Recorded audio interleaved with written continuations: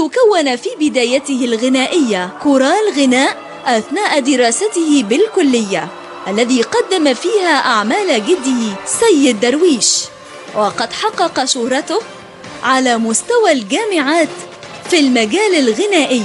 وبدأت الصدفة تلعب دورها، حيث قام بالغناء في فرح أحد أصدقائه، وكان من بين الحاضرين أحد المقاولين، وفي اليوم التالي طلبه للعمل لديه كمهندس في شركته، وظل فيها لمدة 6 أشهر، ثم قدمه المقاول لشقيقه وهو المنتج الفني عاطف منتصر لينتج له أول شريط غنائي، وكان عبارة عن إحياء لتراث جده بعنوان الوارثين. وقد عمل إيمان البحر على إعادة إحياء أعمال جده سيد درويش، فقدمها بطريقة ممتازة لاقت إعجابا كبير في كافة أنحاء الوطن العربي. إلى جانب الغناء قام الفنان إيمان البحر بالتمثيل في فيلم حكاية في كلمتين، حيث قام بدور البطولة مع الفنانة ليلى علوي. قام إيمان البحر أيضا ببطولة مسلسل الإمام الشافعي الذي نال استحسان الجمهور، وأوضح نضوجا كبيرا في الأداء التمثيلي لإيمان.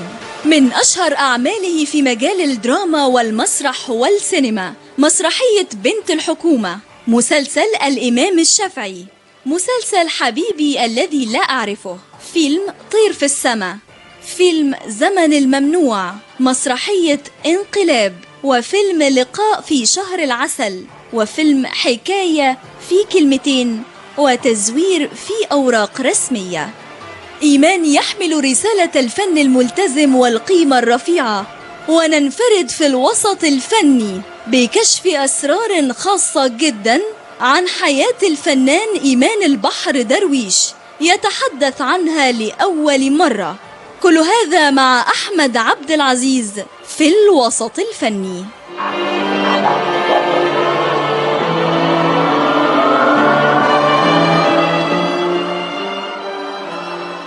بدأت الجزء المهم في حلقتي النهاردة، اللي أعتقد أو مش عايز أبالغ يعني لو قلت إنها من أهم الحلقات في حياتي المهنية لأسباب كتير جدا. لكن قبل ما أتوغل في أسباب قيمة الحلقة النهاردة والضيف اللي موجود معايا، أنا عايز أقول إن أنا قلت دعاء ما قلتش قبله بسم الله الرحمن الرحيم، فتوضيحا يعني هي الآية اللهم افتح بيننا وبين قومنا بالحق وأنت خير الفاتحين. أنا قلت قومك بالحق يعني كدعاء ربنا يفتح علينا. المهم الحق يبقى موجود وكل شيء، بس وجب التوضيح اللي أقدر أقوله إن لازم، حتى أنا انشغلت دلوقتي وسرحت لما البرومو اتعمل ولما الجزء اللي احنا شفناه دلوقتي اتعمل، إن بعد ما سمعنا مين إيمان البحر درويش، القيمة الكبيرة، الفنان الكبير، نقيب الموسيقيين، مهما ربنا خلى الواحد اداله من شهرة وقاعد ان هو بيتكلم وان هو ممكن يقعد في شاشة على كرسي ايكوال زي ما الناس بتقول او متساوي، لكن لازم ارجع لزمان كتير واعرف ان انا في يوم من الايام كنت ممكن اشوفه في حفلة عن بعد، كنت وما اشوفوش اكتر من كده، كنت لازم اركز ان هو سوبر ستار وانا لسه طالب في ثانوي او في اعدادي. لازم الحاجات دي احطها في دماغي جدا وابقى مركز بقمة الاحترام لقيمة هذا الفنان في أي تساؤل. لكن في نفس الوقت محملين ناس كتير قوي ليا مسؤولية ان انا اوصل صوتهم لنقابة الموسيقيين العازفين، الناس الغلابة كتير قوي. اتمنى عشان كده التساؤلات اللي تحصل النهاردة مع نقيب الفنانين يكون هو في كلمة كده بتقلقه ساعات كده، كنا بندردش مع بعض اسمها عتاب الأحبة، أنا بقول له لأ ساعد صدرك منورني. الله يخليك يا عم، ضحكتك على طول من أولها أهو. أصل عتاب المحب دي لما بتعمل فيه تداخل يقول لك عتاب، أنا على طول بحس إن في عتاب المحب ده في وراه حاجة، في حد قاعد عامل كمين.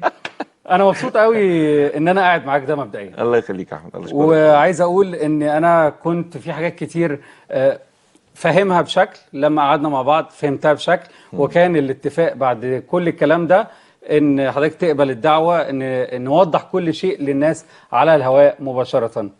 انا كنت لازم البي الدعوه، لان ما يحدث من كلام في كتير من الناس ما يعرفش المعاني اللي موجوده، يعني نقابه العاملين بالمهن الفنيه.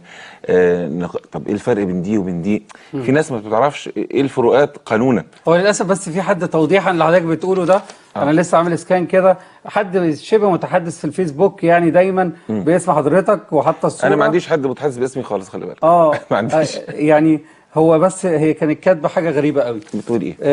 واكيد انت عارفها، لان هي انا لما عملت سيرش معين لقيتها متواجده في كل الجروبات. الاسم ايه وانا اقول لك؟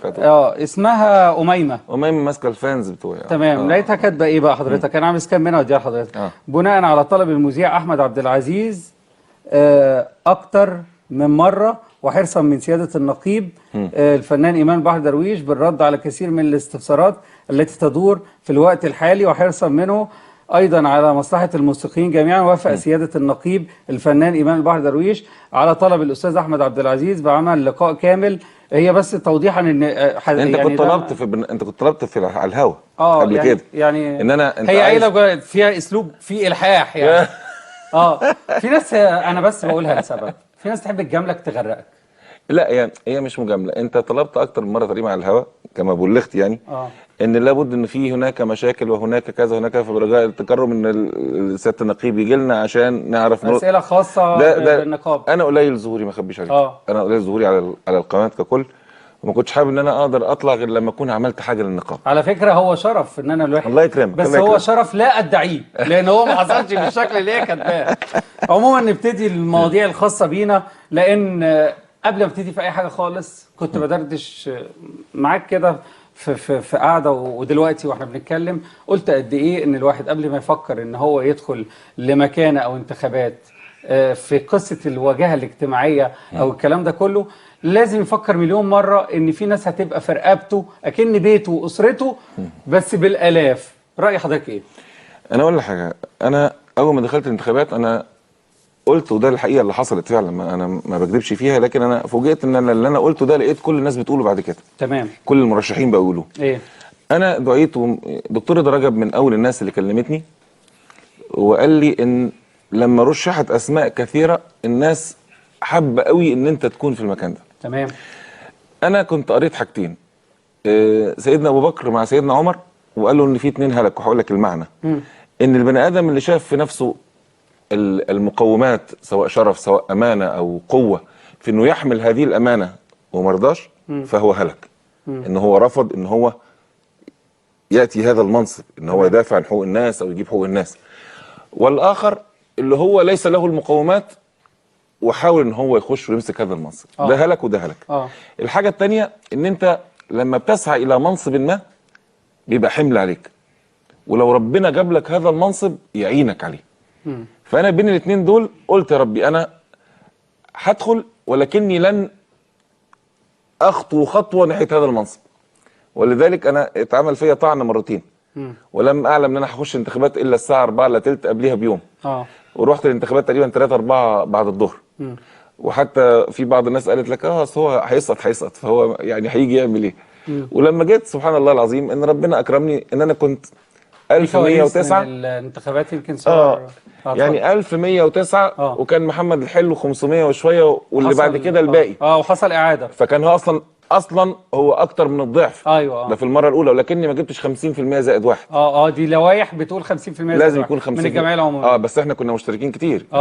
كان موسيقار محمد علي سليمان. مش عارف يا استاذ ايمان، يعني انت بتتكلم معايا دلوقتي في الاتجاهات من نصائحيه وبعض المواضيع الدينيه اللي كلنا بنتمنى من ربنا نثقف دينيا بشكل كبير. ده واكب مع حضرتك بعد ما نجحت انك تبع الاخوان. فاصلا انا عايز اعرف بس هو مش سبه يعني بس اخواني يمسك نقابات، في كتير قوي نقابات الاخوان موجودين فيها دلوقتي، لكن موسيقيين. اقول لك السبب ايه؟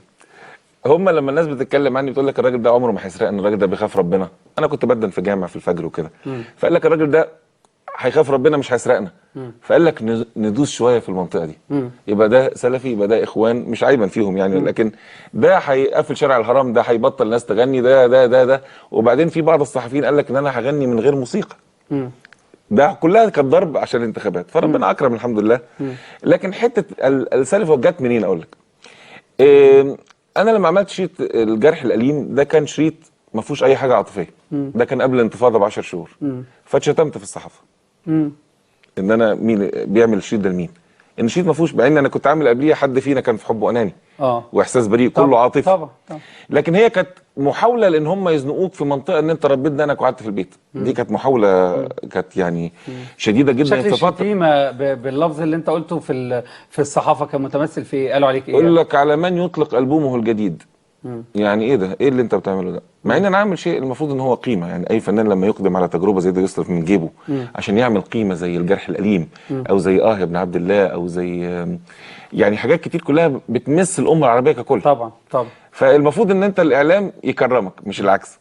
فانا قعدت فتره كبيره جدا جدا جدا لم اكرم اعلاميا، بالرغم ان انا اكتر واحد بيغني وطني في العالم العربي كله. انا مستغرب نقطه تانية فعلا، ازاي على مدار وقت كبير قوي يعني في النظام السابق الاحتفالات الخاصه بالوطنيه والاحتفالات الاعياد القوميه بتاعتنا رغم الاغاني يعني انت اشتهرت جدا بيها وبتمس الوطنية والمواطن والعالم العربي يمكن كمان، ومش معمولة بسبب والله، يعني انا اعملها. طب ليه مش بتشارك؟ ممكن اعرف كنت اقول لك بتشارك حاجة. ليه؟ عندما ارشح لحفل في اكتوبر لابد ان يتاخد موافقة الرئيس الاول، يعني ما حدش يقدر يكلمني غير لما الرئيس وافق. فلما بيوافق بيكلموني. فرشحت اكتر من مرة، تاني يوم اتشال بناء على من حول الرئيس. فطبعا مين اللي بيختار؟ اتقال اسمين، انت الاقرب اللي ممكن تتخيلوا مين؟ على ايه؟ زكريا طبعا. زكريا وصفوت. زكريا من الناس اللي كانوا متحكمين في البلد بشكل كبير جدا، وما يوصلش الرئيس، ممكن يصل للرئيس صور مختلفه عن الحقائق اللي موجوده في البلد، وده شيء واضح جدا جدا. يعني منعوك تحت اي اساس؟ ممكن يقول له ده لا لا طبعا لاسباب لا تعلمها، لكن هو كان في بعض الناس يقول لك ان كان امن الدوله بيجبرنا على الغناء في اكتوبر. الكلام ده مش صحيح. الناس دي كانت بتسعى جاهدا انها تغني قدام الرئيس. ولا تفتكر ان نوع الاغاني بتاعتك ممكن تعمل مشكله؟ لا اقول لك حاجه تسخينيه، يعني لما اجي اقول مثلا لناس في الحاله اللي كانت فيها اعتصامات مستمره ومظاهرات على طول قبل الثوره، لان اللي ما كانش فاهم يبقى مشكلته في مخه يعني يا بلدنا يا بلد، هو من امتى الولد بيخاف من امه؟ بيخاف من امه لما في الضلمه تضمه. صدقيني خفت منك. خوفونا من بلدنا. طبعا خوفونا. هي رجعت كده قبل الثوره كانت كده. تمام. طبعا. هو تفتكر غناك ده كان غير محبب؟ غير محبب طبيعي ليهم. ده طبيعي. وبعدين لما تيجي تقول قولي حي على الكفاح رجعي الناصر صلاح مثلا، فيقول لك هيقول كده والرئيس قاعد، وكانما انا بقول صبه في الرئيس. هاتونا واحد يعني طبعا هي اعتقد انها عقليات كانت مريضه شويه. انك انت لما بتكلم على الجرح الاليم، رفرفي وسط الحمام عدي فوق النار مدام راح تكون برد وسلام تخرجي منها قويه، واندهي على ابراهيم يفتدي الجرح الاليم مطرح القبله القديم قدمي ولادك ضحيه. كلام مش معمول لمناسبات او عشان زي كلام معمول فعلا حبا في هذه القضيه وحبا في مصر. يعني يا مصر حافظه قرانك وانا جيلك، ولو تناديني من الغربه انا جيلك، في وقت الشده ادعي لك وانا جيلك، ومهما تموت هنا اجيال انا جيلك. هذا الكلام بيتكرر، كل ما تكرر تلاقي الاغنيه تظهر، تلاقي سيد درويش بيظهر قوم يا مصر مصر دايما بتناديك. كل ده اللي كان بيتغنى في الميدان. هي اغاني ثوريه كلها بالظبط كده. يعني فوقتها ما كانش مطلوب. الطبيعي ان الاعلام يكرمك، الطبيعي لو اعلام شريف يكرمك على طول. بخاطب كل المنتمين في الاتجاهين. هنحاول نعمل بالانس كده ما بين كل محبي الفنان إيمان البحر درويش وفنه ومعجبينه، وفي نفس الوقت المهتمين بالنقابه، ودول الاهم والاقرب ليا انا شخصيا ولاهتمامي. عايز ابتدي مع حضرتك فيما يخص النقابه. ده اهم، خلينا فيه والنبي. هنتكلم فيه. لا ما هو برضه يعني لازم، معلش انا اللي يخليني قاعد انا اصلا مع إيمان، اللي يخليك لا الناس تنتخبك اصلا كايمان البحر اكيد نجوميتك اللي حصلت. ويمكن لا كرم الله بس. ويمكن في نقطه تانية كمان، ان المجلس ده فيه حاجه غريبه شويه. انتوا دخلتوا الانتخابات كان فيه متنافسين، واقوى المتنافسين يعني مش هنتكلم بقى على الاستاذ منير الوسيمي بمجلسه اللي فات لان كان بعيد خالص عن المنافسه. المنافسه تمت ما بين حضرتك والفنان محمد الحلو. تمام. وكانت شبه قائمتين وحاجات زي كده، مفيش قائمه كامله او مقربين مفيش حاجه يعني، كان المجلس منقسم شويه. منقسم يعني طبعا في جزء من اللي هم بيأيدوك، في جزء ما كانش بيأيدك. هبتديها من اول ما طلعت الانتخابات. مش هقول قبلها لان احنا عدينا مرحله الانتخابات كان بيحصل فيها ايه، وبيقولوا تربيطات ومش اي حد بيعرف انا ما بحبش الانتخابات عشان كده. اه انا كنت بقول لهم انا مش عايز اخش قايمه، انا ما اعرفش الناس. فانا مش اخش مع ناس انا ما اعرفهمش. يعني ممكن واحد اخش في قائمته لا قدر الله يكون تاريخه انا ما اعرفوش، فالبس في الحيط على طول. فانا ما كنتش حابب ده، انا كنت بقول لهم صراحه يعني. لكن في ناس انا كنت برتاح لها. طب العلاقه قبل ما نروح بس للقايمه او الناس اللي بترتاح لها او المقربين منك كانوا في ايام الانتخابات، شكل العلاقه كانت عامله ازاي اثناء وبعد الانتخابات مع الاستاذ محمد الحلو؟ لا محمد عندي صور اقول لك. محمد اصل احنا اصحاب من زمان، انا بكيت في الانتخابات، ويمكن الناس كلها شاهده ان في ناس بتقول ان احنا بنحب بعض قدام الكاميرا، لكن قلت لهم انا بحب محمد بجد. يعني محمد طيب قوي قوي. يمكن من حوله هم كانوا يعني، كان في واحد معين اللي كان بيكتب البوسترات باسمه، ده راجل ده اللي كان اعتقد ده كان من ضمن العيوب الاساسيه في محمد يعني. لكن مش محمد نفسه كمحمد. يعني هو شخصية طبعا مش موجود معانا، وهو صديق عزيز يعني أنا بعتز بمعرفته. ويمكن أنا عايز أقول لحضرتك يعني بصراحة إن أنا المقربين مني أنا كنت بساند أستاذ محمد حلو قبل الانتخابات. يعني أنت بتكرهني يا محمد؟ لا خالص. ما نعرفش بعض، يمكن العشرة ليها دور. كنا بنتكلم على حلمي عبد الباقي مع بعض واحنا قاعدين ندردش برضه. أنت عارف أنا بحاول أعمل حاجة اللي بتكلمه معاك أنت نفسك كمان شوية. أتمنى إنك تنسى إن إحنا بنصور برنامج. خلينا نتكلم، ده اللي بيقرب للناس مش اللي بيغني بالقلب، بيوصل للقلب. ما تخافش، بيوصل للناس، بتحس. صح؟ الناس بتحس. طيب هنوصل للي حصل بقى بعد كده. العلاقه حلوه بينك وبين الاستاذ محمد الحلو والدنيا استقرت. حصل بيقولوا يعني شبه انقسام جوه المجلس، ان في مجموعه كسبت كده. لا هو بص اقول لك حاجه بصراحه شديده كده، احنا اللي حصل الاختلاف اثناء ما كنا بنختار هيئه المكتب. انا كنت ما بين نارين. هشام عباس كان والده كان تعبان فاعتذر، فاصبحنا 11 بدل 12.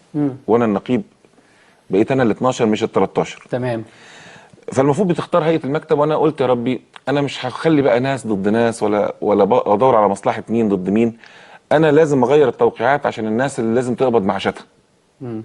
فبالرغم ان هشام ينتمي الى المنطقه اللي كانت بتأيدني، الا ان انا قررت ان انا اعمل انتخابات هيئه المكتب في اليوم ده.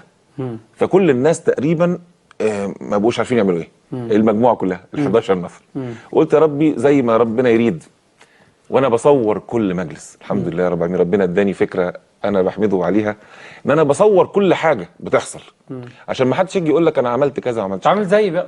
لا انا بقول لك لا انا بصورها كل حاجة. مش بصورها سرا، بصورها علنا. احنا اصل سرا دي ليها وقت المفروض تعملها. سرا لا انا سرا يبقى انت يعني ما اعتقدش ان ده شيء بيبقى جميل. انا شايف ان هو علنا افضل كتير قوي. الناس كلها عارفه ان احنا بنصور. وطول ما انت عارف انك انت، اعتقد الدوله كلها لو مشيت بهذا الاسلوب اعتقد يبقى فيه اللي هو الشفافيه اللي احنا كنا بنضحكوا عليها. هو ليها مفهوم تاني. هو لا. مش عشان تتعرض، هو عشان بيبقى لما بيحصل لا شيء ما هكمل لحضرتك بس. لا طب اقول حاجه بس. دي وجهه نظر. في بنك ثانيه واحده بس. اي مكان عام بيحط كاميرات على فكره. لما يجي يرجع لموقف حصل بيرجع للشريط ده الهارد. لا انا هنا ما بعملهاش كده. انتوا لا انا عارف ان انتوا متفقين على التصوير. لا انا هنا بعملها ان هذا التصوير يجعلك انت كرئيس ان عمرك ما هتفكر انك تعمل حاجه غلط اولا. طب هو التصوير ده المفروض صور خناقات حصلت في اول جلسه؟ صور خناقات. وانا لو بني ادم لا امتلك اقول لك ايه، لما يكون في قائد ما ينفعش مجرد ما يحصل خلاف انك تمسك هذا الخلاف وتبتدي تطلعه وتقول ده عمل وده عمل. لابد القائد لازم يكون هادي جدا. لازم يكون انا دلوقتي الناس اللي حصل بيني وبين خلاف بقت اقرب المقربين ليا مثلا. يعني مصطفى مين؟ مع مين؟ مين؟ لا هنروح لمصطفى. في جرابه مين الفيديوهات؟ لان انا كلمت بعض اعضاء المجلس قالوا ان ده في ايد النقيب بس. عشان انا ما ينفعش ان اطلع البيت ده لازم يكون يتلم. يعني ايه؟ لما يكون هناك اخطاء داخل البيت يجب على القائد ان يصححها من الداخل. فاذا لم يستطع من الداخل فيجب ان يخبر الجمعيه العموميه كلها عما يحدث. ده القرار. اذا لم يستطع، ولكن هو يجب ان يستطع، الا لما ينصحش يكون قائد. جميل. واعتقد ان ده مطلوب في مكان زي ده، ان الواحد يبقى عنده فعلا قياده الناس، وفي نفس الوقت الناس تقتنع ان هو قائد، يعني هي ليها بس خد معادله. بالك لو انت عادل اه ما تفتكرش كل الناس تحبك. هيبقى لك طبعا لازم الانسان اللي مش سوي لازم يكرهك. طيب وربنا نجوم. كشف لي بعض الناس طب انا عايز في اعرف الفترة نجوم، دي. بس نجوم ينضموا دايما، نعرف مجلس النقابه ده ما بيبقاش فيه ناس معروفين، يعني بيبقوا طبعا موسيقيين، بيبقوا ناس ليهم باع في الموسيقى، لكن اول انا هقول مره لك اول مره غير استاذ ايمان مثلا ان هو نجح كنقيب، انت معاك نجوم مع منهم طبعا حضرتك جبت سيره هشام عباس، هشام عباس، ولازم مصطفى نتكلم كامل. على مصطفى كامل لانه هو كان من اكتر الناس اللي في الجبهه اللي ضدك من اول ما نجحت. لا ما كانش ضدي مصطفى، لا مش درجة ضدي، بس هو مصطفى في منطقة واحنا بنختار هيئة المكتب. انا اختيار هيئة المكتب لم اتدخل فيه، صوتي لم يؤثر. دايما لما بيقول لك اذا تساوى الكفتين فالكفة اللي ترجح هي الكفة اللي فيها صوت النقيب. مصطفى كان متخيلني انا الحكم، انا القاضي. يعني النقيب، لان صوتك هو اللي رجح الناحيه الثانيه ضد. لا هو مصطفى كان متخيل انا اللي بحكم، مش انا بدي صوتي. تمام. فلما تم الاختيار ما بين في لجنة العمل ما بين مصطفى جاب 6 وابو اليزيد جاب 5، فانا قلت انا هدي صوتي لابو اليزيد، فمصطفى زعل مني على اساس ان هو فاكر ان انا قاضي مش ان انا ادي صوت لمين. ده له اكتر مكان حساس ولو في انه العمل ده. ولو انه مصطفى لما حتى سال اقرب المقربين ليه مراته الله يكرمها، بتقول له طب لو الحلو كان كسب فكرك كان هيدي صوته لمين؟ كان هيديه مصطفى. فطبيعي فعشان كده مصطفى هدي من بس جواه. مصطفى عنده باور جامد جدا لسبب. انا بحب استغل ايام مصطفى الثوره احنا عشنا مع بعض احداث كنا مع بعض، ويمكن هو كان معايا ضيف هنا في التوقيت ده. كنت على طول بيجي لي فيديوهات وكنت متابع، يعني انه من اول الناس اللي وقف مع الموسيقيين اللي كانوا متضررين لان الاماكن بتاعتهم كانت مقفوله طبعا. فهو كان اكتر واحد واقف ومتضامن، وهو كان سبب رئيسي. يعني اسباب متعدده طبعا ان النقابه يحصل فيها فركشه كبيره جدا، النقيب السابق ومكتبه. هو والله اقول لك حاجه، الفساد اللي كان موجود في الفتره اللي فاتت ده شيء لا تتخيله. شيء مرعب. وبعدين يمكن انا اديت فرصه لكل الناس اللي عندها مخالفات تيجي تصلح دون اللجوء الى النائب العام. طب ليه لغايه دلوقتي ما فيش حاجه اتحركت؟ لا مش اتحركت، عشان انا بدي فرصه، عشان انا بحب استر. لما تستر ربنا يسترك، فانا بستر لكن فيما لا يخالف الحقيقه والضمير. فانا مديهم فرصه لغايه اخر رمضان ولغايه اخر دلوقتي. يمكن الاسبوع الجاي هتلاقي فيه كل الحاجات اللي انا صبرت عليها وبلمها كلها عشان تقدم الى النائب العام على طول. حاجات كبيره دون كبيرة تخوض في التفاصيل دلوقتي. حاجات كبيره حاجات تدخل في حيز ارقام ايه؟ حاجات مشينه. انك انت المجلس كان بيتفق على اشياء غير قانونيه. خد بالك المجلس لما يتفق على شيء ده مش معناه انه قانوني. لكن قد يتفق المجلس على اشياء غير قانونيه. يعني مثلا شيك يجي لك من الاوبرا مثلا، لو شيك جالك من الاوبرا مليون جنيه فياخدوا 10% منه، ما تعرفش ليه ياخدوا 100,000. ال 100,000 دول ليه بيتوزعوا عليهم؟ ليه؟ غير قانوني. ما انا هدخل في دي فهي انت عندك، انا بقول لك حاجات بسيطه. اتفضل. انا لما احقق، شوف احنا لما بدانا اول ما مسكنا كنا بنفك ودايع وكان في هجوم علينا شديد جدا جدا. ازاي بنفك ودايع؟ طب ما انتوا عارفين ما الودايع دي معموله عشان لما تمر مصر بظروف زي ده لازم افك ودايع عشان ادي المعاشات. انا عندي معاشات 620,000 جنيه كل شهر غير المرتبات غير الرعايه الصحيه. فانا لا املك من الفلوس ان انا اقدر. عملت في رمضان منحه رمضان 100 جنيه 50% ما قدرتش اكمل. انا عايش المواضيع يعني كلها. هكمل لك بس عشان حاجه. لا النقطه دي اصل هروح لها تحديدا. لا هروح لها، بس في انا قصدي على ال 100 جنيه. ال 100 جنيه اللي ما كنتش قادر اكملها ب 50% للاعضاء، وكنت اتمنى ان الناس تفضل بعضها المحتاج قبل اللي معاه فلوس. سموها شحاته مهينه لا لا لا لا لا لا لا مش شحاته مهينه. اذا كنت لا املك فانا كنت اتمنى ادي كل واحد، لكن المفروض الموسيقيين مع بعضهم البعض. في ناس شغاله وربنا كريمها وفي ناس محتاجه. طبعا الناس تفضل المحتاج الاول، لكن ده ما بيحصلش للاسف شديد. فدي المشكله اللي انا واجهتها، ان انا كنت فاهم الحياه غلط. اللي انا مش قادر اكمل ال 100 جنيه لكل الاعضاء. النهارده عندي معاشات لشهرين قدام في ظل الظروف دي. ده معناه لما احقق اكتر من 1.5 مليون يبقى النقابه دي كانت بتحقق 3 مليون في الشهر. بس فين الفلوس دي؟ يمكن انا فاهم ان الوقت اللي فات كانت الدنيا مستقره، ودلوقتي هروح لموضوع التحصيل ده لان في قصص. لكن خلينا الاول نروح نمشي واحده واحده كده على النقابه دي. اعضائها نوعين. او ثلاثه. خلينا نروح بعدين للجزء الثالث ده اللي ليه مسمى كده لوحده بتاع الديجات. خلينا نبتدي الاول بالاعضاء العاملين اللي ليهم حق الانتخاب، اللي هم عضو عامل في منتسب بالالاف، مش محصورين قوي على فكره، مفيش حصر بيهم، لان في بيعمل كارنيهات وفي ما جددهاش وفي ناس شغاله من غير كارنيهات. ما كانش لهم انتماء للنقابه، النقابه ما كانتش بتديهم حاجه، وده صراحه ودي حقيقه. متوسط الموضوع بتاع من 30 35 يوصلوا ل 40,000 على مستوى مصر، الله اعلم. حوالي 45,000 دول العضو المنتسب. هنوصل في وقته للموضوع الثالث الديجيهات. خلينا بقى بالنسبه للعضو العامل اللي هو بتاع الانتخابات والمنتسب. العضو العامل الاول 4000 هم تقريبا 4000 وشويه، بس هم اكتر من كده، بس في ناس يعني ما بيجددش متاخره وكده، لان هم ما كانش في حب للنقابه. النقابه ما بتعملش حاجه ليهم، فالطبيعي ان هو يبعد عنها يعني. طيب هي النقابه دي معروف ان هي نقابه غنيه شويه، لان الموارد بتاعتها في كل مكان. هي نقابه غنيه جدا. تمام. انا بقول لك كده من خلال اللي احنا شايفينه دلوقتي في ظل الظروف الوحشه. انا بس وانا بسال حضرتك في اي حاجه، انا فاهم كويس قوي ان لسه وقتك ما خدتوش. انا لسه بقى شهرين. يعني انا حاطط ده في دماغي. لكن اي شيء ممكن نتكلم فيه النهارده، بستاذنك زي المجلس الاعلى للقوات المسلحه كده لما قال لمجلس الوزراء اديني جدول زمني للمشاكل اللي حاصله او للمطالب الفئويه. تمام. فاحنا ان شاء الله نسعى لده النهارده بمطالب الناس. اللي حصل لغايه دلوقتي ان الحد الاقصى للعلاج من 200 ل 300 جنيه للعضو العامل.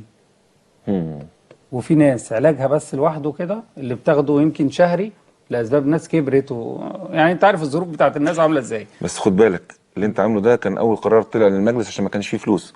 انا النهارده بدي اعانات بال 2000 جنيه. بس ده حصل من اول ما انتوا طلعتوا. ما انا بقول لك ده معيش فلوس كده. ما عنديش فلوس. عندك في فواتير مضروبه، عندك في روشتات مضروبه. مين اللي بيحددها؟ مش المستشفى اللي هو بيروح لها؟ ما هي المستشفيات دي كان برضو شغاله عوج زي ما كان كله ماشي عوج. انا جبت دكتور عشان الدكتور ده يكشف على الحاله ويحددها، اذا كان طلع لي بال50 بال100 كل روشتات مضروبه. فلازم ان الفلوس دي تروح لمستحقيها، بدل ما اديلهم 200 جنيه. مستحقيها طب ممكن يتمرمطوا على ما ياخدوا مستحقين. لا، ما هو هم لو اتمرمطوا ما كنتش انا دفعت فلوس المستشفيات اللي هي لغايه دلوقتي ما رجعناش حساباتها عشان اخلي الناس تتعالج. انت في ظروف صعبه جدا. هي نفس النسب هي بتاعت المستشفيات ونفس الاجراءات ولا حصل نفس كل حاجه، وبنفتح مستشفى عشان لازم يروحوا وبندفع وبنبتدي ندفع للناس واحنا لسه بنراجع حساباتهم تاني. لكن في النهايه ان احنا ما كناش قادرين نكمل 100 جنيه، دلوقتي بندي بال2000 جنيه، فده شيء عظيم جدا جدا في خلال شهرين. 100 جنيه دي كانت مضايقه الناس قوي لما حصلت في رمضان. ما هو 100 جنيه ده لما ما هو تعمل ايه؟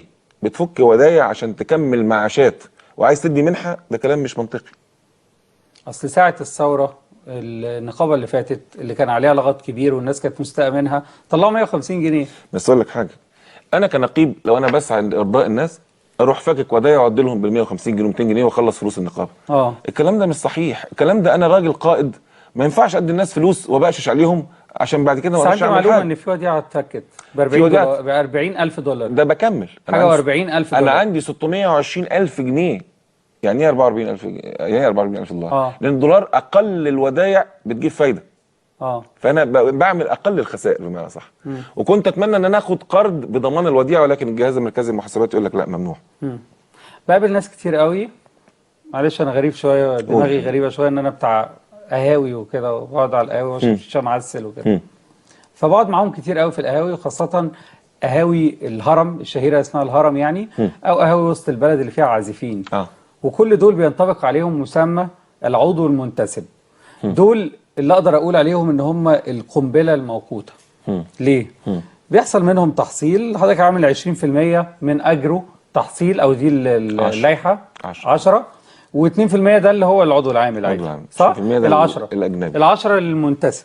20 هنروح للاجنبي لان برضو في قصص بتحصل في الغردقه وشرم كده هحكي لحضرتك عليها.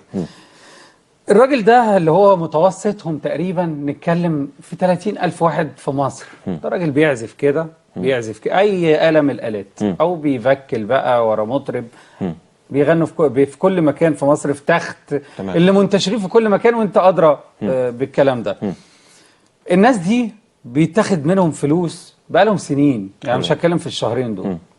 والناس دي انا اسف يعني مش بيتقال لهم لو حصل لهم اي حاجه العوافي باللفظ كده. بتكلمني انا وبتكلم اللي قبلي. اللي انت ناوي تعمله، اللي قبلك كانوا بيعملوا كده، كانوا بياخدوا الفلوس وما بيعملوا لهمش حاجه. برافو عليك. احنا مين نتكلم على واحد نقيب لسه مستلم النقابه بقاله شهرين ويراجعوا ما قلته من قبل، ويمكن في نقاشات حاصله على الفيسبوك عندي بتواريخ، ان انا لما بتكلم على المنتسبين، بالرغم ان انا هبقى محتاج العاملين في الانتخابات بس، لكن المنتسبين دول اعضاء للنقابه، لازم النقابه تاخد بالها، لازم النقابه تخلي لهم نفس الحقوق اللي هي للعاملين. الاختلاف في النسب، يمكن المنتسبين بيدوا لنا اكتر كنسب.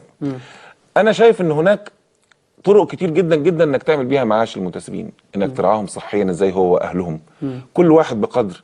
ازاي تقدر تعمل لو واحد يصاب بعجز جزئي او عجز كلي تديله بدل ما تدفع كلام فارغ من النقابه؟ ازاي ممكن يطلب 50,000 جنيه، 100,000 جنيه، 150,000 جنيه، 200,000 جنيه، 300,000 جنيه؟ كل واحد طول ما هو شغال بيبقى بيكسب. ازاي تقدر تعمل هذا الموضوع بشكل ان هو يدفع 10 قروش فياخد قد كده؟ ازاي يعمل عايز معاشك يبقى قد ايه؟ يبقى قد كده ياخد قد كده. الناس طبعا المعاشات بتاعت الناس اللي هو احنا دول احنا عايشين بدعاهم انها تكبر اكتر من كده، لكن انت عندك دراسه اكتواريه عشان تعرف الدخل كام وتقدر. الموضوع فيه مشكله. على فكره هم نفسهم مش بيطالبوا العضو المنتسب ده انه ياخد حقوق زي العامل طبعا، بس ممكن تتعمل يعني تتعمل حاجات كتير يا حبيبي، بس انا بقول لك انا مسؤول عن المنتسبين زي العاملين. طب ايه اللي المفروض يحصل للمنتسبين وفي اي فتره زمنيه المفروض يحصل؟ انا دلوقتي قدامي اكتر من عرض.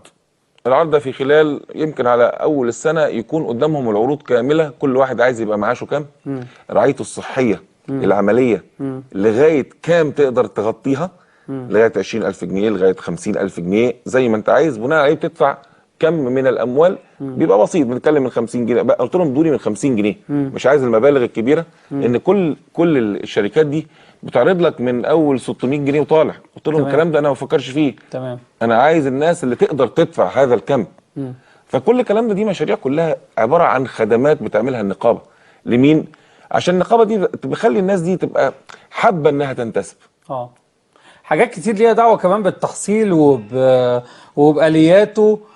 وعايز اقول ان في بعض الحالات جوه الموضوع. بس استاذ خالد تقريبا انت طالب مني فاصل، هنرجع بعد الفاصل عشان نسال على حاجات كتير جدا في آليات التحصيل، وايضا عن ايه حكايه اللائحه الداخليه اللي كانت من اول وعود النقيب او الاستاذ ايمان البحر قبل ما يدخل الانتخابات انها تتنسف. حاجات كتير هساله فيها ان شاء الله، لكن بعد الفاصل.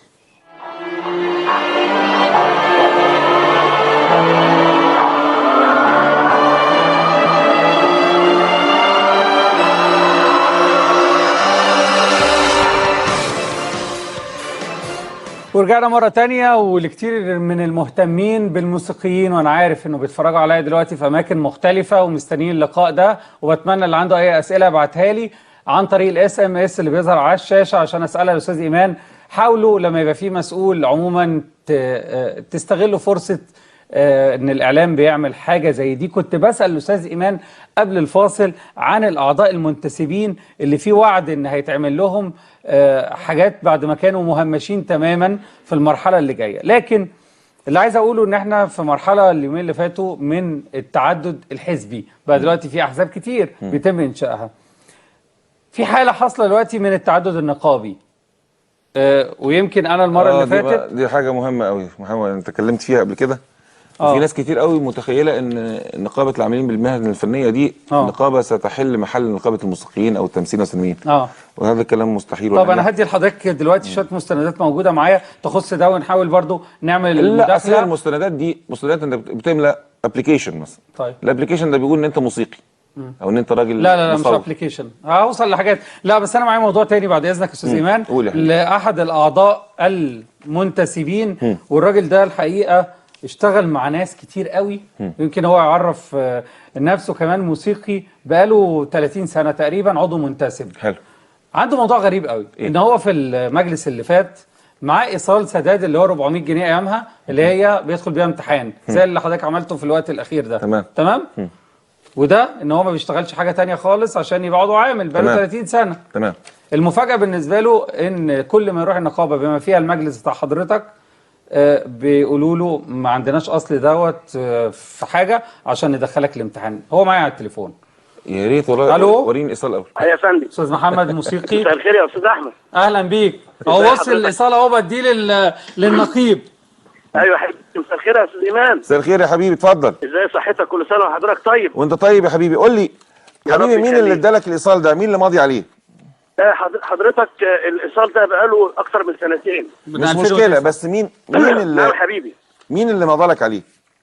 اللي مضالي عليه الاستاذ منير الوسيمي في المجلس السابق. ما اعتقدش منير الوسيمي بيمضي على ايصالات. نعم. يا حبيبي المستلم امضى مش عارفها، لكن امين الصندوق حسن فكري، لكن المستلم مين؟ وبعدين الايصال ده شكله سليم. مين اللي قال لك ان هو مش موجود؟ يا استاذ محمد. ايوه يا فندم. استاذ محمد، انت رحت لمين في المجلس الحالي في وقت المجلس الحالي بتاع الاستاذ ايمان؟ قابلت مين وقال لك ان الصوره بتاعته مش موجوده؟ لا يا استاذ احمد، حضرتك الوصل ده انا دافع 400 جنيه في الخزنه وما دخلتش لجنه، وموجود الكلام ده موجود. اللي دخل لجنه بيبقى معروف اذا كان دخل ولا لا. استاذ احمد اقول لحضرتك حاجه. في حالات بالشكل ده تم دخولها في اللجان اللي فاتت، يعني هم دفعوا قبل كده وكان واجب علينا ان هم لازم يدخلوا بنفس الايصال ده، يدخلوا اللجان. واللجان لا تعتمد على ان الواحد بقاله كام سنه بيشتغل. اللجان انا بصور الاختبار، يعني بصور كل واحد امتحانه ايه عشان ما بقاش فيها مجامله، ما بقاش فيها واحد يظلم من اللجنه. وللاسف الشديد ان هناك شكاوى جات لي من اللجان وسيتم التحقيق فيها مع المتسببين ده قريبا ان شاء الله. طب استاذنك بس، وهو معانا على التليفون استاذ ايمان، ممكن يعني حضرتك تهتم لنا بان الايصال ده ليه يا احمد تجي لي يا حبيبي. استاذ محمد تجي لي يا استاذ محمد. تجي لي يا حبيبي، والايصال ده موجود وانت من حقك تخش الامتحان في اي لجنه قريبه باذن الله تعالى. شكرا ليك استاذ محمد. وعلى فكره بس انا عايز اقول نقطه كده، بقى له اكتر من 30 سنه وهو عازف اكورديون، اشتغل من ايام كارم محمود، شفيق جلال وشريفه فاضل لغايه ما بطلت شغل والكلام ده كله. في نقطه انا يعني بستسمع حضرتك فيها على ما نشوف موضوع. لو معانا دكتور سيد خطاب يا ريت يجهز يا استاذ حسين. واحد بقى له سنين بالشكل ده، وفي حاله ثانيه او ثالثه او رابعه انا قابلتها، ظروفهم ممكن ما تجمعش الفلوس دي، وهو راجل بقاله 30 سنة منتسب وبيدفع على فكرة بانتظام اللي هو التجديد السنوي. مش ممكن أي شكل من الأشكال الرأفة بحاله يعني، أو لأنه راجل بقى خبرة الوقت ده، الواحد ما بيشتغل سنتين في شغلانة بيقول لك أنا معايا CV، إنه يحصل تصعيد ليه. أنا أول حاجة لا تصعيد لا، أنا بقسط للناس، بريح الناس في الدفع. لو واحد دخل وشايف إن هو سالف الفلوس عشان يختبر برجع له فلوس تاني. هذا الكلام قدام حصل معانا. الراجل اللي شايف ان هو يا عيني جاي بيستلف الفلوس عشان يخش اللجنه بنرجع له الفلوس لو فشل. استاذنك في مكالمه بس توضيحيه كده فيما يخص النقابات والتعدد النقابي اللي حاصل. احنا ممكن نعمل مداخله دلوقتي مع دكتور سيد خطاب، الرجل المسؤول عن المصنفات الاول في مصر. دكتور سيد. الو. مساء الخير. مساء النور يا دكتور. مساء الخير يا دكتور. مساء الخير يا استاذ ايمان. ازيك يا دكتور؟ منور الدنيا. الله يكرمك يا دكتور. والله ربنا يخليك يا استاذ ايمان. والله يا دكتور احنا كنا سعداء ان في مسؤول في مصر الحقيقه دلوقتي بيتكلم بهذه الشفافيه وبهذه الروح الرائعه، وفي كشف هايل حضرتك بتعمله لنزاهه المسؤول في نقابه من اهم النقابات الفنيه ونقابه من اهم نقابات الرأي في مصر. انا بشكرك على نزاهتك. الله يخليك يا دكتور. وبتمنى ان النقابه في عهد حضرتك تبقى يعني مناره دائما يا فندم. الله يخليك يا دكتور سيد. ممكن اسال حضرتك سؤال بعد اذنك؟ تحت امرك دكتور سيد. احنا دلوقتي المصنفات انا عارف انها شبه متكامله او متلازمه مع نقابه المهن الموسيقيه. في الوقت الاخير في مجموعه شافوا ان هم يتراءى ليهم يقوموا ببعض النقابات، تأسيس بعض النقابات، ويمكن أهم النقابات المتداخلة دلوقتي مع الموسيقيين هي نقابة العاملين بالمهن الفنية. أعرف من حضرتك لأن كان معايا مسؤولين خاصين بيها، وأنا الحقيقة معايا مستندات تخص النقابة دي بختم النسر اهي من الوزارة، فيا ريت حضرتك ويا ريت تظهر على الشاشة معانا يا أستاذ حسين. اتفضل يا دكتور. اتفضل يا دكتور. الحقيقة أنا بشكرك جدا. وموضوع النقابات المتعددة هي مجموعة من النقابات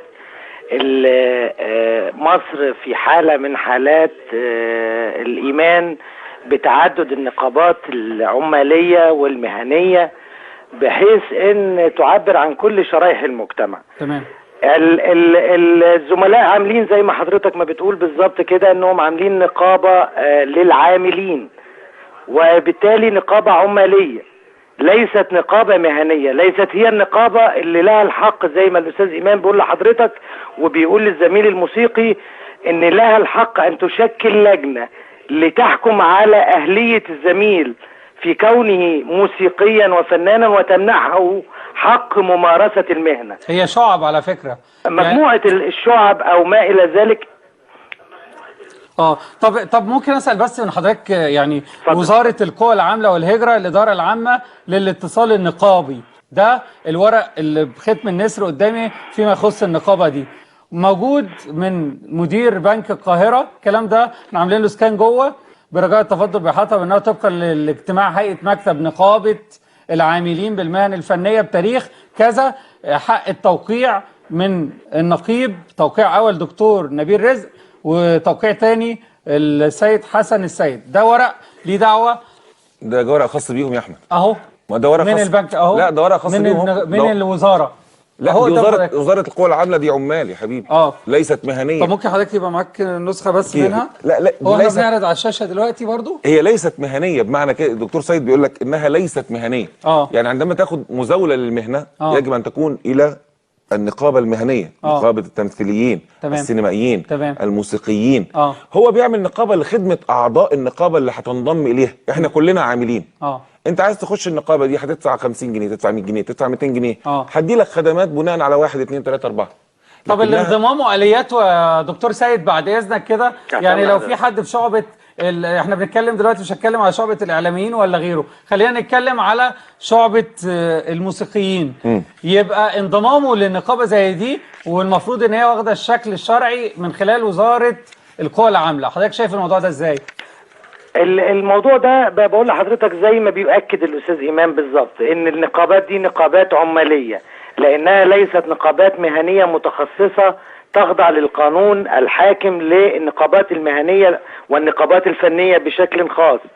النقابات المهنية في مصر، وده سيستم قد يكون مختلف عن بعض الدول الأوروبية، ان النقابة المهنية بتمنح حق ممارسة المهنة، اي ان سعادتك لا تستطيع ان تمارس اي مهنة من المهن، سواء كانت نقابة الصحفيين، نقابة المحامين، نقابة الممثلين، نقابة الموسيقيين، كل مجموع النقابات المهنية في مصر هي التي تمنح حق مزاولة النشاط الفني او النشاط المهني، وده بسبب انها خاضعة لاحكام قانون بشكل مغاير.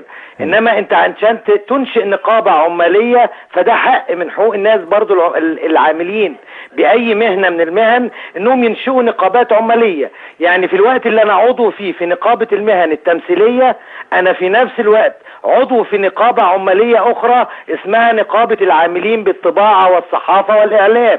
دكتور سيد، انا وهذا لا يتعارض. عايز اعلق يا دكتور على كلمه حضرتك قلتها، ان انا ما ينفعش اشتغل الا بتصريح من النقابه دي، مع ان من ابجديات المواطنه حق العمل في بلدك، يعني بدون تصريح. طبعا، لكن انت مش ممكن بحال من الاحوال اجيب غير عضو نقابه المهن الطبيه او الاطباء واخليه يشتغل في الطب. انت ما بيستطيعش مزاولة المهنة دون قيده في ميثاق الشرف الخاص بالاطباء.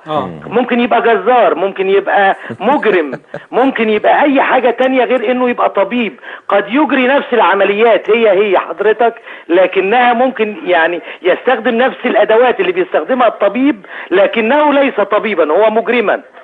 طب بعيدا عن نقابة الموسيقيين، أنا دلوقتي لو أنتمي لنقابة والنقابة دي ما بتعمليش حاجة، بتاخد مني فلوس بس من وجهة نظري أنا كعضو نقابة، وما بتعمليش حاجة خالص، فأنا مش عايز النقابة دي، عندي اختيار في نقابة تانية أفضل منها هتديني بعض المنافع في حياتي. يا دكتور أنا هقول لك بعد إذنك يا دكتور، اتفضل. أنا شايف إن ده الجمعية العمومية أو الناس اللي اختارت النقيب والمجلس ده، إذا لم تحقق مطالب الناس، الجمعية العمومية ممكن تشيلهم كلهم. أنا أعتقد ده مش يروح نقابة لن تعطيه إلا الخدمات بناء على ما يدفع. يعني نقابة المهن العاملين بالمهن دي بتدي له خدمات بناء على الاشتراك. هعمل له رعاية صحية، هعمل له، لكن ليس لها أي صلة بالمهنة. دكتور سيد، وحضرتك عندك خلفية عن قانون أو قرار 100 تحديدا خاص بالنقابات من الدستورية العليا؟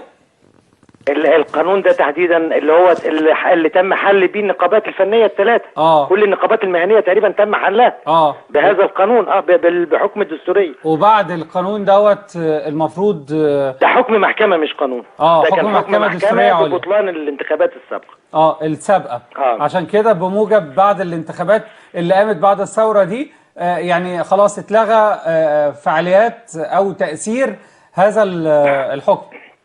طبعا لا، ما احنا فورا تمت الدعوه لانتخابات نقابه المهن التمثيليه والموسيقيين والسينمائيين وتم تشكيل مجالسها خلاص. طيب سؤال تاني معلش. امرني يا فندم. قبل كده كان اي حد عايز ياسس نقابه كان لازم يطلع من خلال مجلس الشعب بقانون. نعم. في الوقت الحالي احنا شفنا النقابات اللي تم تاسيسها وعن طريق الدوله وعن طريق الوزارات ايا كانت مهنيتها بقى ولا هي تبع العاملين بالمهنه او لا. ممكن اعرف ايه الاليات اللي قامت عليها النقابات الجديده دون وجود مجلس الشعب؟ لا، هي خاضعه لاحكام قانون العاملين. يعني القانون اللي بيسمح بانشاء نقابات للعمال وهي مجموعه التجمعات اللي بتجمع جميع العاملين في اي مصلحه او فئه او بيتشاركوا عمل ما، ممكن يقيموا جمعية أو نقابة تابعة لنقابة الاتحاد العمال بشكل عام، اتحاد النقابات العمالية. إنما دي خاضعة لأحكام القانون الحالي، بدليل إن حضرتك بتقول إنهم فعلا راحوا سجلوا في وزارة الشؤون الاجتماعية وما إلى ذلك. كل الأوراق أو القوى العاملة، إنما ليست خاضعة لأحكام قانون إنشاء نقابة المهن الفنية. نقابات المهن الفنية. ربنا يخليك.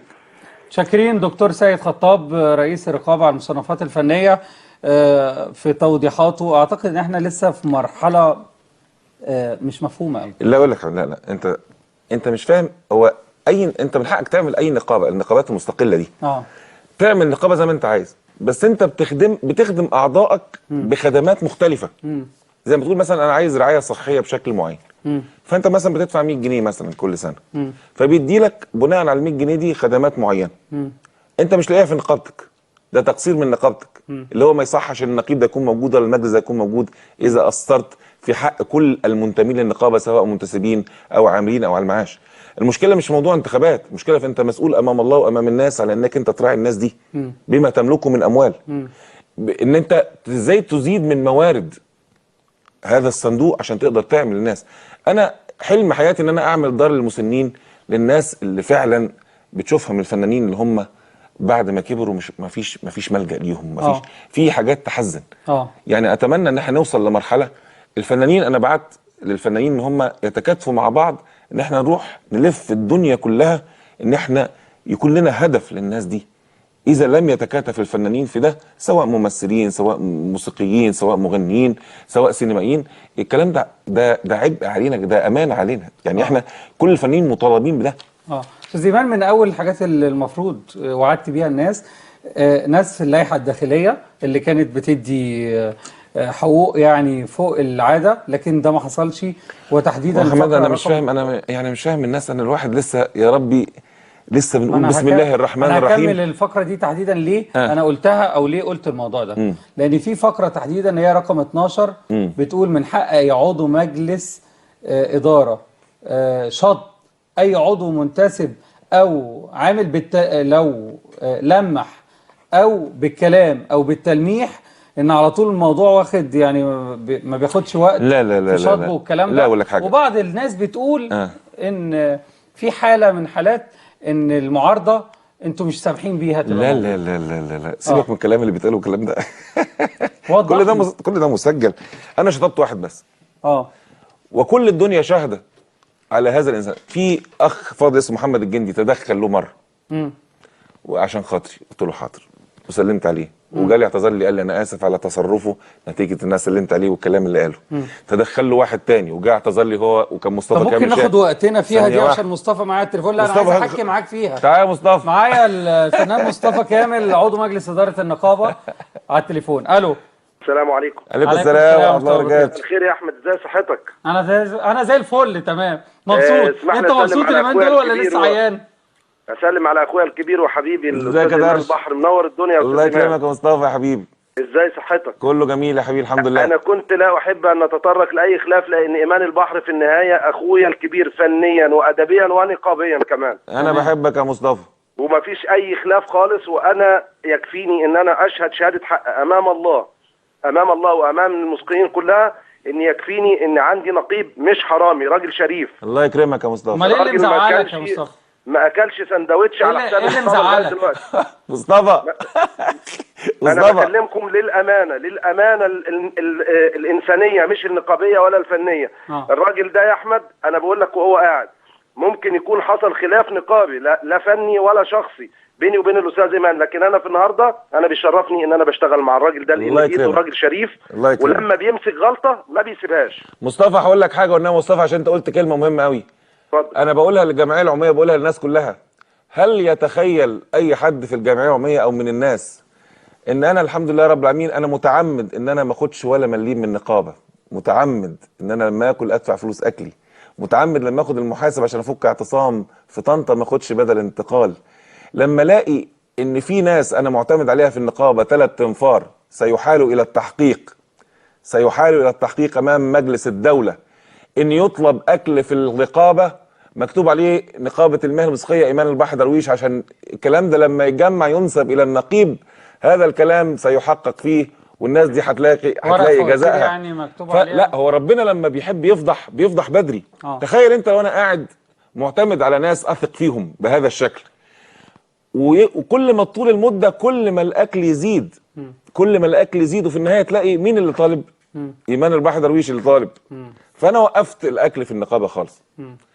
الناس دي بتدخل لجان، في ال3 لجان موجودين اساميهم عشان يقبضوا بدل. ايه الفرق بين زمان ودلوقتي؟ الناس دي ستحاسب امام مجلس الدوله، وستحاسب امام الجمعيه العموميه، وسيكون ليا قرار حاسم فيها باذن الله تعالى. طيب انا عايز بس مصطفى انت عارف ان احنا شويه مش بنداري على الناس حاجات على قد ما نقدر يعني. انا حسيت منك في مكالمه انك تعبان شويه، كنت تعبان مبدئيا، ده رقم 1، وبقول لك الف سلام عليك، يعني دور برد جامد. الحاجه الثانيه انك قلت لي يا احمد انا زهقت ومش عايز كلام في موضوع النقابه ده، واشوف فني احسن والكلام ده كله، وبلاش ما تكلمش. وانا بقول له لا، انا بقول لمصطفى لا، مصطفى عنده باور جامد جدا وعنده مجهود جامد جدا، ممكن يخدم الناس في مختلف حاجات كتير جدا جدا. انا بشوف مصطفى هتلاقي مصطفى حتى لما تشوف هتلاقيه. وهكون صريح مع المسقين وهكون صريح مع الاستاذ ايمان، واحنا تصارحنا الصبح في الفجر، وانا كانت في شويه موبقات انا متخيل ان الاستاذ ايمان مش واخد باله منها. لقيت هذا الرجل هو اللي جايبني، وجايب الناس الشرفاء من المجلس، وجايب الدكتور رضا رجب اللي كان في خلاف برضه شخصي وليس خلاف فني ولا نقابي، لان صاحب العدل وصاحب الحق مش هيختلف ابدا. ممكن نزعل من بعض وده وارد بيني وبين اخويا في وقت من الاوقات، اخويا ابن امي وابويا يعني. لما الاقي ايمان البحر بيصر على تجميع رضا رجب وعلى الناس المحترمه، وهو اللي بيقول لنا في مخالفات جسيمه من ناس انا اتمنتها وانا مش هسيب الموضوع طبعا. اذا كل ده رجعني. اسمحوا لي هتكلم في نقطه بشعه جدا للمسقيين وانا بحذرهم. انا في عز غضبي ده اتصلت بالشخص اللي هو بيقول انا نقيب المسقيين في نقابه المهن الفنيه، واتمنى يكون الدكتور نبيل رزق سامعني. قلت له انا لو سمحت عايز اتاكد من السند القانوني اللي انت بتحمي بيه هذه النقابه، اتاكد من ان هي لمصلحه الفنانين والمسقين الغلابه ولا المعاشات، وفي الوقت اللي انا اتاكد فيه ان انت الدنيا سليمه انا هكون منضم لكم. ايام غضبي ده فوجئت بهذا الشخص بيلوح تلويحات غريبه جدا، اللي هو اتشطب، اللي هو وائل الطناحي، لان انا ما بخافش. وائل الطناحي بيتصل بالناس ويقول لهم مصطفى كامل هينضم، ومصطفى انا قلت له لو عندي شويه حاجات، لو انا استقلت ولقيتك راجل قانوني سليم وبتحمي المسقيين وبتحمي حقوق المسقيين انا هكون اول واحد منضم لك. لقيت وائل بيقول لي لا اصل انت لما تقول بتاكد يبقى انت بتشكك فينا. انا باؤكد للناس ان انا اللي هطلع لو الاستاذ ايمان ما تحركش، انا اللي هطلع لوزير القوى العامله. اللي بيحصل ده يا احمد تفتيت مجتمعي. لا يا مصطفى ده مشكله المسقيين يا حبيبي. النقابه لسه فاتحه اول امبارح، هتجيب معاشات الغلابه منين؟ يا حبيبي يا مصطفى، الكلام ده مش منطقي خالص. تقول لي حقوق المنتسبين، اولا المنتسبين هم اخواتنا طبعا، واحنا لما بنتكلم في كل اجتماع مجلس بقياده ايمان البحر درويش ما بنفرقش بين منتسب وعامل. طبعا. تعالى يا احمد اتفرج على جدول اعمال الجلسه اللي فاتت، المنتسب واخد اعانه زي العامل اللي بنحس ان هو حتى على المعاش. كم منتسب تحول يا مصطفى العامل؟ يلا نعين الناس. مصطفى كم منتسب تحول لعامل؟ بتتكلم عليه يكفي ان تكون النقابه. انت النهارده لما تكون بتدي لك حتى تصريح مزاوله المهنه، ما هو ده حق ما انت بتدي له حق للمنتسب كده. انت النهارده المنتسب من غير الكارنيه ينفع يشتغل؟ يا مصطفى احنا مقصودين بيتكسب من خلال تصريح. احنا عايزين طالما يا مصطفى بعد اذنك يعني عشان بس ما نسقش قوي في الاتجاه ده، لان انت عارف ان انت شخصيا وانا واكيد استاذ ايمان كمان هو ينفع يا احمد واحد عضو مشطوب من عندي يبقى نقيب مسكين في نقابه مهن فنيه؟ وده كلام يا اخوانا؟ هو ده كلام؟ هو اللي عاملاه وزاره القوى العامله ده كلام؟ مصطفى عشان خاطري يا حبيبي، انا خلينا طب في موضوعنا احنا في نقابتنا. طيب مصطفى الكلام كله متضارب. المسكين النهارده انا بقول للمسكين اتلموا حوالين نقابتكم اللي بتطلع معاشات للغلابه، نقابتكم اللي بتلم لكم عائد عشان خاطر في ايتام. ما ينفعش نفكك المجتمع بالشكل ده ونبتدي نصير دي حاجه يعني هم مسمينها نقابه وانا احترم مسماها نقابه. قول لي دلوقتي هم لو مات واحد الصبح هيدوا له معاش؟ انا عايز افهم الكلام ده. انا لو اديت ترخيص لفنان انه يشتغل هو يقدر يلغولي؟ انا لو منعت فنان من انه يمارس هو يقدر يشغله غصب عني؟ كلموا لي في كده يا احمد، كلمني في كده. مصطفى اقول لك حاجه، النقابه الفنيه دي يقول لي كده انا النهارده همنع واحد من مزاوله المهنه، هو هينزله غصب عني؟ مصطفى يا حبيبي، طبعا. مصطفى يا حبيبي، عندما يترك دكتور نبيل رزق دايما الرئيس هو اللي يتكلم. لما يترك الكلام لناس ليست لها ثقة عند باقي الناس عشان يوم ما يحصل يقول كلام غلط هو لا يحاسب عليه. وكنت اتمنى ان الدكتور نبيل هو اللي يتكلم وهو اللي يقول الكلام ده، هو اللي يقول تنسيق بينكم لكن لا لا لا لا لا لا لا لا, لا مش تنسيق. عندما تكون مسؤول عن النقابه مصطفى اسمعني بس يا مصطفى، اسمعني يا مصطفى، لكنك قدام الناس طليق بانها حتى تبقى بتدفعك لخطوه، حتى مصطفى لو انت اقول لك حاجه من اجل مساهمه الفنانين. مصطفى اقول لك حاجه، ناس ما تنقليش عضو مشطوب يقول لي انا نقيب المسكين. مش مشكله يا مصطفى، مش مشكله. نرجع بقى للموضوع يا مصطفى بعد اذنك. طب بس انا عايز اتكلم في نقطه. يعني احنا دلوقتي خلاص كنا فتحنا السيره وبدأ استاذ ايمان ان قال ان في واحد عندنا في النقابه اتشطب، وموضوع الشطب ده كلمه مش عايز استسهلها، اكيد ليها اجراءات.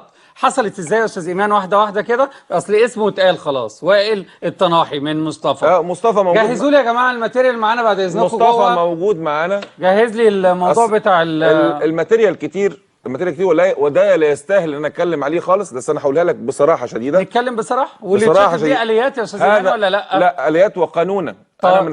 انا من حقي كنقيب شطب اي عضو اذا تعدى حدود الادب، وهذا الرجل شاهد على الفيسبوك انه تعدى حدود الادب الى اكثر من مره. وعندما يتعدى مره واثنين وثلاثه، وهناك اخ فاضل اسمه حاجه السقه متضايق جدا ازاي الراجل ده يتكلم عليا كده. فقلت له انا كل ما ربنا بيكرمني اكتر كل ما بهدى، كل ما ببقى اهدى، كل ما بصبر اكتر، فانا بديله فرصه اكتر مره واثنين وثلاثه. ووقفته عن العمل واحالته الى التحقيق. ده خطوه. الخطوه دي لو واحد بيخاف على اكل عيشه لازم يرتدع. الا انه زاد تاني، فلا بد انك انت تحقق معايا يا استاذ ايمان قبل شهر. لا يجوز له التحقيق.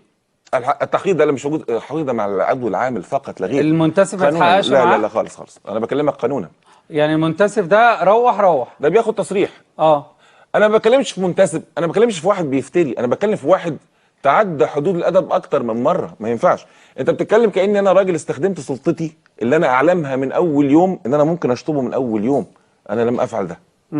والناس كلها حتى بقت متضايقه فاكراني ان انا ضعيف مش قادر اتخذ قرار، لكن انا بديله مره. هو الموضوع ده ملابساته حصلت اثناء الامتحانات؟ انا بصراحه انا ما اخبيش عليك، هو ما يستاهلش انك لا الامتحانات دي اصل هي حاجه مرتبطه. لا اقول لك حاجه ثانيه. اصل في مشكله حصلت في النتائج وكده. لا يا حبيبي، هذا الرجل حاول ان يثير زوبعه في الامتحانات، هو يعلم انه مشطوب. فراح مع المحامي بتاعه اسمه مصطفى المراغي تقريبا. تمام. عشان يعمل ثوره في اللجنه، عشان يعمل بس مجرد بلبله ان هو يعلم ان هو مشطوب، فمش ممكن هيخش لجنه. فعمل هذا الموضوع وانا رحت قلت له عايز ايه؟ قال لي انا عايز، انا ما وصلنيش استلام رسمي ان هو مشطوب. قلت له تعالى لي النقابه ادي لك اللي انت عايزه. فراح عامل اثبات حاله ان هو مقدم مش عارف ايه واتمنع من ايه. وبعدين سبحان الله العظيم مصطفى المراغي قاعد مع منير وسيمي بعديها او يوميها بالليل او بعديها بيوم. مصطفى المراغي محامي وائل طناحي مع منير الوسيمي قاعدين بيحكوا مع بعض ما تم. ده موجود مصور على الفيسبوك. مصور وائل الطناحي. هي الاحداث بس كان شكلها بايخ. انا هرجع للنقطه دي ان المحامي ده يبقى قاعد مع النقيب السابق، يعني على طول نظريه مؤامره لازم نفكر فيها. لا انا بقول لك المؤامره الاكتر، انت ازاي انت ما تخافش على اكل عيشك مع نقيبك اللي انت تعلم هي الاحداث دي حصلت في سيد درويش يمكن اثناء واحد بيتهجم على اللجنه. ده مدير مكتب العمل اللي في المجلس معاكم حماده ابو اليزيد صح؟ ده حماده ابو اليزيد. ده واحد بيتهجم على اللجنه اصلا. ليه السلطه يا دكتور؟ طيب معاه محامي. لما واحد يتهجم على اللجنه يعمل ايه؟ هو جاي يصور ده وجاي يعمل ده. لكن في النهايه في بعض الناس توترت من اللجنه. انا عملت ايه؟ قلت لهم يا جماعه الناس اللي توترت من ده والناس اللي يمكن كانت ممكن ما تكونش نايمه، ممكن تكون مرهقه، لهم في الاسبوع الثاني من ديسمبر هيجوا يختبروا تاني قدامي. ووصلني ان انا كنت بروح متاخر شويه بس انا بصور كل حاجه. وصلني ان هناك بعض الناس اللي اتعامل معاهم اشياء مش مظبوطه، وانا بحترم الفنان العظيم عمار الشريعي وكلمته بالتليفون وسالته يا استاذ عمار حصل كذا كذا كذا كذا كذا. فاستاذ عمار خدع في الكلام اللي هم قالوه له، نفس الثلاثي. خدع. قالوا ايه؟ قالوا له ده مش هيكلفنا حاجه، ده راجل في التمثيليين فمش هيكلف النقابه حاجه. فاستاذ عمار بيحاول قدر الامكان يساعد الناس عشان يحصلوا على من منتسب الى عامل او زي ما انت عارف. تمام. ان انا بحاول اسهل الموضوع على الناس ان هم بلاش التعقيدات اللي كانوا بيعملوها. يعني مثلا في الدرامز مثلا يقول له دي الماسكه دي اسمها ايه؟ قلت له ما فيش، ما تسالش. طب هو اتقال حاجه من الحاجات غير دي؟ قالوا ان لازم يقرا نوته. لا قلت ممنوع.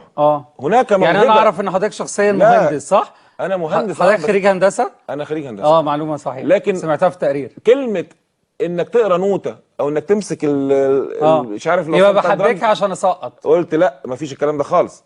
اذا كانت هناك موهبه تجبرك على ان هذا راجل موهوب فتقبله. طب ايه المشاكل اللي حصلت؟ ويمكن مصطفى معانا على التليفون لسه. استاذ مصطفى معانا؟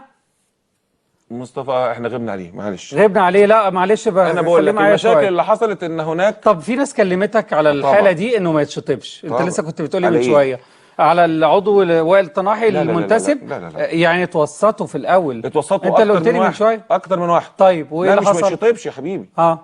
ان انا اسامحه. تمام. فسامحته مره. وسامحته الثاني وكان مصطفى موجود. ومتصوره فيديو. وسامحته الثالث.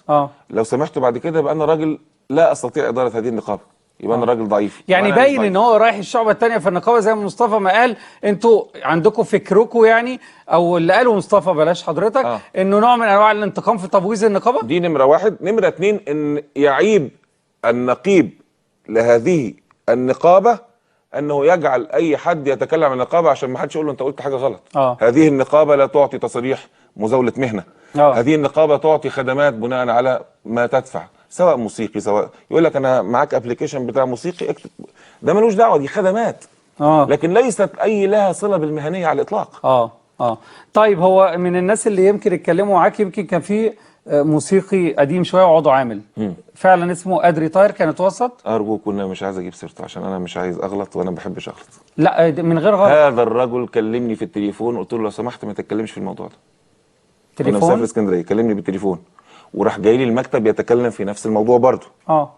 يعني قبلك مش تليفون. كلمني في التليفون الاول قلت له ارجوك ما تتكلمش. ارجوك الموضوع ده اتكلم فيه اكتر من واحد واعتذروا يعني هو جه في مرحله متاخره؟ لا متاخره جدا. انت بتتكلم بعد ال3 مرات وبعد الخطأ اللي عمله وبعد ما اوقفته عن العمل وبعد ما اتشطب. يعني انت بتتكلم في حاجه. لا خلاص اصل انا معايا انت فهمت انا معايا الحقيقه معايا فيديو ليه. لا خالص معايا فيديو ليه للمقابله. شفته فطالما حضرتك قلت لي انه جه في مرحله متاخره ده محل التحقيق بقى عشان ده عضو عامل وهيتحل مجلس تأديب عشان ده عضو عامل. ده عضو عامل له حقوق اخرى وله اشياء اخرى. لكن هذه الحقوق في التعامل في المسائل دي، لكن حقوق المنتسبين والعاملين وبتوع المعاشات انا احميهم وراعيهم في النقابه زي كل واحد، لا مفيش اي اختلاف بينهم. مصطفى عندك اي تعليق على اللي احنا قلناه؟ عندي تعليق الاستاذ ايمان نسيه. قول يا حبيبي. انا يوم اللجنه انا اول خلاف بين الاستاذ ايمان البحر ووائل، انا تدخلت فيه وقلت له يا استاذ ايمان بعد اذنك خلاص، وعفى الله عما سلف جه، والراجل قابله في مكتبه ونزلنا فيديو تصالح، وهو وائل مش قادر يصدق ان في فرق بين نقيب وانا. يا احمد انا طبعا انتوا كل موسيقيين مصر عارفه ان انا اشتغلت مع الفنان الكبير حسن ابو السعود كتير. تمام. عاصرت الاستاذ حلمي امين الله يرحمه، عاصرت الاستاذ منير الوسيمي وهو اخونا، ويعني مواضيع بقى اللي بتاعت النقابيه دي قصه ثانيه. لا يجرؤ بني ادم، انا ما شفتش بني ادم من نقابه المياه الموسيقيه اتكلم في يوم من الايام نقيب من دولت، حتى انا اللي كنت زميلهم ما اقدرش كنت اقول له انت عضو زيك، وانا اللي جايبني ازاي وانت منتسب؟ ده انت مالكش صوت في الجمعيه العموميه. انت حاسس ان مفيش نديه مقبوله من قريب او بعيد مع نقيب وموسيقى لسه حصلت في اللجنه وبعد الصلح ده الاولاني في مكتب الاستاذ ايمان، قلت له يا وائل اشتغل يا وائل بقى، يعني شوف شغلك انت راجل موسيقي، اشتغل موسيقي خلاص بقى. بياكل من حاجات تانية يا مصطفى، عنده شغل تاني. مصطفى انا عايز اقفل الملف ده لان اكيد بعد كده الشكل شرعي. انا عايز بس اعرف انت في الوقت الحالي الدنيا عامله ايه مع مجلس الاداره، لانك انت كنت محبط وعايز يعني الموضوع وصل لمرحله انك كنت بتفكر في الاستقاله. انا لما يبقى الراجل اللي بيقود المركب كنت حاسس انه فاهم ان في حاجات رديئه حاصله في المجلس وبعلمه كان لا يشرفني ان انا. وبعد ما عرفها استاذ ايمان شايف التعاون في اي شكل بعد ما عرف الكلام ده واتكلمتوا مع بعض وعرف ان في للاسف بعض المتلاعبين موجودين جوه دلوقتي، وهو اللي اختارنا بيها. تمام. مش بس عرف، مش احنا اللي جينا قلنا له، ده هو اللي اجتمع بينا وقال انا غلطان في حق كل بني ادم شريف، وكل واحد هياخد مواقعه وكل حد هيتحاسب على اللي عمله، وهو طبعا اللي قال لنا على مخالفات احنا ما كناش نعرف نجيبها يا احمد. في النهايه لازم اقول لايمان البحر درويش انا معاك في اي موقع هشتغل فيه. احنا كلنا على فكره، وانا بحبك يا مصطفى. قدامنا وقت وان شاء الله يتم الاستفاده من خبراتك كمان جوه المجلس يا استاذ مصطفى. شكرا ليك مصطفى كامل. سريعا لان احنا الوقت طار بشكل انا عايز اقول لك على حاجه صغيره اتقالت. اتفضل. بيتقال عليا اللي اسمه قدري بيقول لك ان انا ما يهمنيش جمعيه عموميه، ما يهمنيش مش عارف ايه، ما يهمنيش انا قال ان حضرتك قلت وحلف على المصحف في الفيديو اللي معانا انا بشتري رضا الله بسخط الناس. يعني ايه؟ يعني انا ما يهمنيش الناس تقول عليا ايه، انا ابتغي مرضات الله. تمام. فانت لما تيجي ترضي بعض الناس لازم في ناس تانية هتبقى متضايقه منك، خد بالك. طبعا لا تستطيع ارضاء الناس كلها، فانا بحب ان انا ارضي الله بس، فانا بشتري رضا الله بسخط الناس. الناس اللي سخطت عليا قبل كده بقوا بيحبوني دلوقتي، سبحان الله العظيم. فاهم قصدي؟ هذا المعنى ملوش دعوه. مع الوقت يا استاذ ايمان هيفهموا وجهه نظرك، يعني يمكن مصطفى ما كانش فاهم حاجه في وقت. لا مصطفى لما عاشرني، مصطفى لما عاشرني وشافني. ما انت لما بتقول انا تعرف البني ادم ده، لا عاشرته يقول لك انا ما اعرفوش، لكن انا اللي عاشرني بيعرف مواقفك، بتشوف مواقفك مع الناس ايه، شوف موقفك في الحق عامل ازاي. قلت لهم انا ماليش صاحب، انا الحق هو كده. فالناس كلها عارفه كده خلاص الحمد لله. الحقيقه كانت مواضيع كتير قوي عايز اتكلم مع حضرتك فيها، بس وانا بختم في الاخر كده في شويه اسئله جت لحضرتك في رسائل انا هعمل بيها سكان لانها طلبات شخصيه مبعوثه لي انا. يمكن لو موضوع الايصال ده بس هو اللي احنا قدرنا ناخده. انا في مواضيع تخص بعض الموسيقيين حالات يعني زي اللي اتكلمنا فيها بتاع الولد كريم الراقص ده مثلا في بيحصلوا. انا والله انا عندي واحد الله يكرمه، انا وعدته ان شاء الله ان قبل العيد هيكون مركب ان شاء الله. وفي حاله اخرى الاطراف الصناعيه باذن الله باذن الله يقف على رجله. وانا عارف ان ممكن النقابه ما تبقاش هتقدر تدي هذا الكم من الفلوس، بس انا وعدته وهتصرف باي شكل. في موسيقي تاني اسمه جمال علي زغابي حاول يقابل حضرتك اكتر من مره، هو عضو منتسب من سنه 90. ما معهوش يعني شايف ان ما فيش فلوس يدفعها عشان يدخل يختبر، ده كان موضوع ان اقسط له. انا احل الموضوع ده. طيب وعنده مشكله بعد اذن حضرتك. قول يا حبيبي. ان زوجته هو ما اشتغلش الشغلانه دي على فكره. انا اعرفه عن قرب يعني. زوجته ورم في سرطاني، بيجيب لها دواء قدامي ب 500 جنيه في الشهر. تمام. وهو منتسب وبقاله 30 سنه سوري 90 يعني بقاله قد ايه منتسب؟ والله يا احمد انا في حاجات انا عندي جهاز مركزي محاسبات. تمام. فلا بد ان لما اطلع حاجه بما يقرها القانون، لكن في حاجات بتجيلي انا بتصرف من لوحدي. طب ممكن دراسه المواضيع انا بتصرف لوحدي. لكن انا بعمل الدراسه اللي بقول لك عليها ان انا هعمل رعايه صحيه للمنتسبين والعاملين بشكل مختلف تماما عن موارد النقابه، حاجه ثانيه خالص. مواضيع كتير جدا. اخيرا اخر سؤال وفي عجاله، الدي جي ارجع لكل، انا بقول لك الكلام ده انا مسؤول عنه، ارجع من زمان كان قبل ما حصل مناظرات بيني وبين بعض المرشحين فبيقولوا ان احنا هنمنع الديجيهات، قلت لهم ما ينفعش يا جماعه نخرب بيت ناس عشان نقدر، ده الكلام ده قبل ما اخش الانتخابات. فالطبيعي لما اكسب في الانتخابات لا يمكن هعمل العكس، ان انا اثناء ما كنت محتاج الموسيقيين ما قلتش كلمه مش هعملها.